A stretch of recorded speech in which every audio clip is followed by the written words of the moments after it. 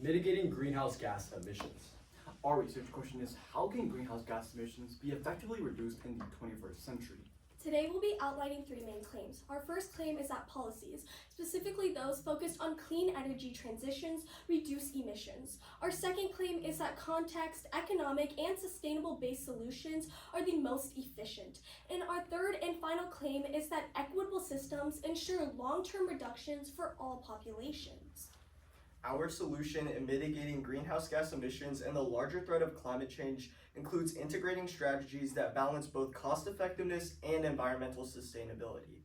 However, the true impact that these efforts can have rely heavily on equity, ensuring that no communities are left behind whenever we proceed with such a move. But first, some general background information. Sahu and colleagues write in their 2024 article that there's a heavy dependence on burning fossil fuels as an energy source.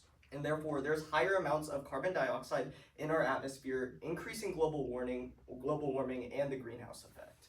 The United Nations Development Program in 2025 quantifies this, finding that overall, fossil fuels currently account for 80% of global energy supply. And the energy sector currently comprises of approximately 75% of global greenhouse gas emissions. It is also important to note that climate disasters caused by greenhouse gas emissions account to almost $92.9 billion annually. This means governments and individuals have to put a significant amount of finances to refurbish communities. This then perpetuates debt. Which makes it key to look at our first claim. Specifically, policy-driven efforts help to curb greenhouse gas emissions. First, the United Nations contextualizes, finding that by 2050, it is entirely plausible to see the world's 90% of electricity coming from renewable energy supply. But success depends largely on international cooperation and proper investment.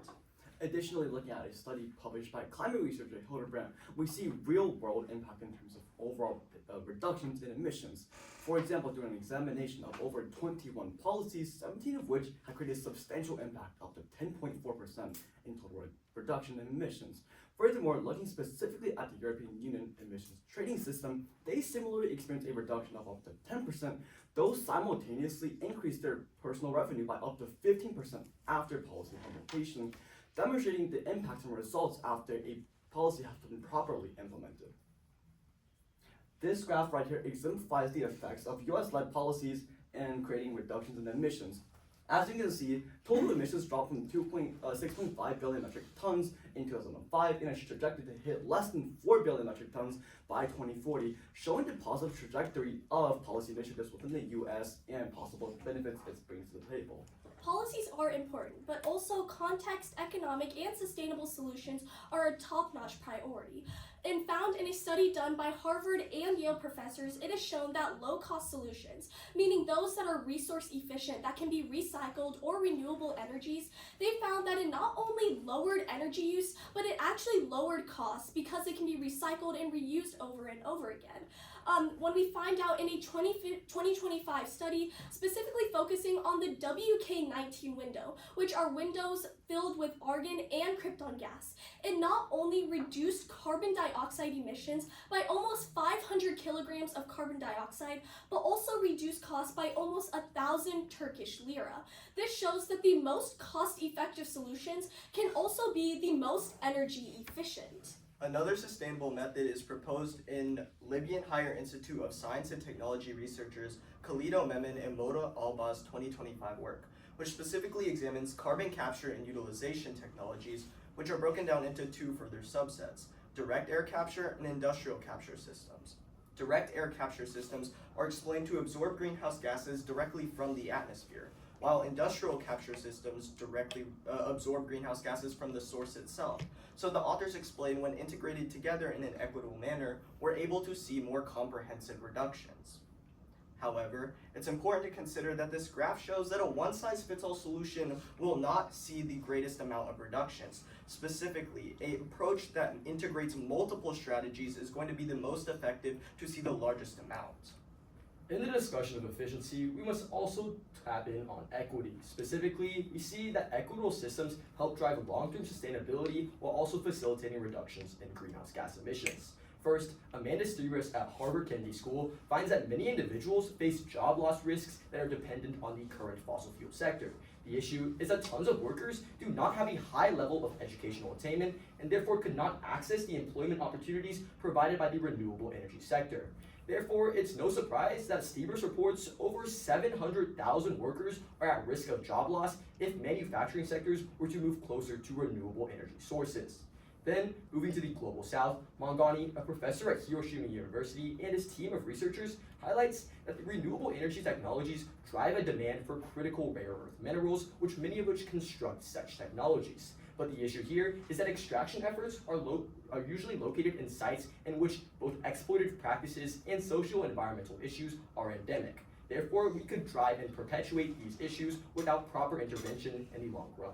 Low-income communities are also talked about in Johns Hopkins' 2025 article, which specifically finds that energy sector reform and a renewable transition have tried to be implemented before, but failed on a large scale due to a lack in equity. Low-income communities were left behind, and therefore, when proceeding with the move, we need to make sure that all communities can reap the benefits. So again, our solution is that greenhouse gas emissions are most effectively mitigated when these policies are considering clean energy transitions, but also making sure that they're sustainable and economically beneficial. However, again, it is really important to emphasize that only all populations can reap the positive benefits when these policies are implemented correctly and equitably. When looking at the implications of our solution, it is imperative to look at real-world impact. One of our biggest benefits of our solution is obviously the reduction in total emissions, demonstrated by the earlier Hildebrand study in which substantial policies were implemented, causing substantial reductions. Furthermore, there's a boost in economic performance, exemplified by the economic activity of the EU ETS, in which after implementation, members of the EU had increased revenue by up to 15%. There's also efficiency when it comes to renewable sectors. When we say renewable sectors, we also mean these materials that can be reused, but also naturally occurring materials in the environment. First, this is important because it's driving away from hazardous fossil fuels into more clean energy, which can therefore reduce costs, but also create a more sustainable planet that can reduce the effects of climate change. In terms of some repercussions, first we must reiterate the issues with employment, specifically those vulnerable populations that are dependent on the current fossil fuel sector. But moving forward, we must also understand both the social and environmental issues that arise from resource extraction that could be driven by the demand for rare earths. It's also important to consider that whenever low-income communities aren't taken into account when moving with such moves, it can exacerbate inequality and gentrification. So making sure that all communities can reap the benefits is crucial to mitigating the larger threat of climate change. Regarding the limitations of our solution, one of our primary weaknesses is data inaccuracy. This can be seen in the case regarding the U.S. Environmental Protection Agency, in which they had predicted methane production within the U.S. to be 60% lower than reality. This can be detrimental to policy optimization and straining progress for possible future initiatives and goals. Another limitation is highlighted when explaining carbon capture and utilization technologies, as it's important to consider that these technologies are in a more of a developmental stage, and therefore long-term longitudinal data finding their impacts on society aren't thoroughly discussed. And also, results can vary across regions. It's really important to note that not all communities have enough resources to actually implement these policies correctly. Therefore, it can actually disproportionately affect communities that need these policies the most. In conclusion, greenhouse gas emissions are most effectively reduced through a combination of different multifaceted strategies. This, added on with proper management, can ensure long-term implementation and sustainability.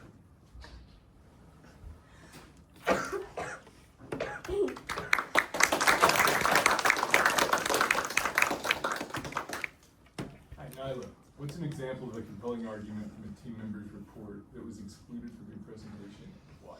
So one compelling argument that we decided to exclude was Aaron's argument over microbiology organisms, which specifically focused on methylotropes, which basically absorbed methane and kind of reduced greenhouse gas emissions that way. We decided to exclude it because first, we felt it didn't have as much as an impact as these really correctly implemented policies because only a small amount of methane was being reduced, but also we feel that it's really difficult to implement, and even if it has, and even as a solution, it can't be equitably distributed. Eric, give one way that your thinking changed as a result of learning about some of Nyla's research. Knowledge research primarily focused on the economical limits, prioritizing resource and cost efficiency. And my thinking directly changed from learning about her research by understanding that just reducing emissions is not enough. We must also focus on the efficiency and effectiveness of solutions that we are to implement, specifically focusing on tailoring equitable solutions that also prioritize economic efficiency in the long run. Good. Raymond, what is a way that your team's solution makes you think differently about your own research?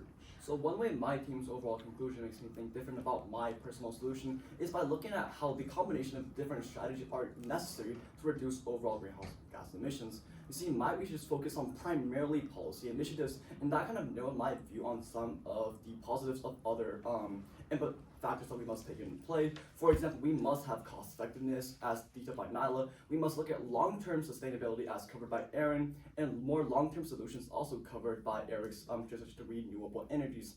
And I would say in sum that my team's overall conclusion told me that our solution needs to be a combination of different strategies in order to succeed and implement. Good. And